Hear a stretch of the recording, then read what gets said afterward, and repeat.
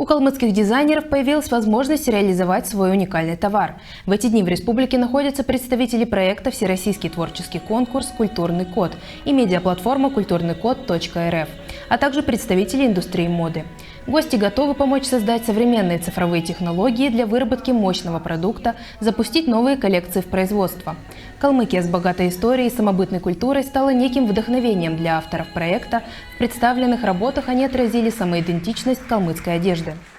Мы представили им темы. Это эпос Джангар, это гимн Тюльпану, это творчество Гарри Робчинского, и дали им такое направление, как калмыцкие нежности Пушкина, и еще несколько на выбор ваших местных, так скажем, мотивов, которые они могли бы отразить. Они уже сами выбирали, чем им вдохновиться. Это, скажем так, прочтение региональных культурных кодов Калмыкии ребятами совершенно из разных регионов страны. То есть тут представлен практически весь диапазон. Есть и Москва, и Казань, и там многие другие регионы.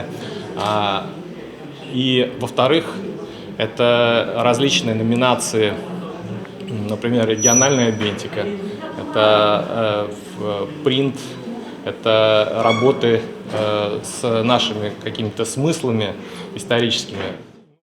В нашем регионе много молодых креативных дизайнеров, художников, ремесленников, которые могут занять свою нишу на российском рынке моды, отметила министр культуры и туризма Саглара Чербеева.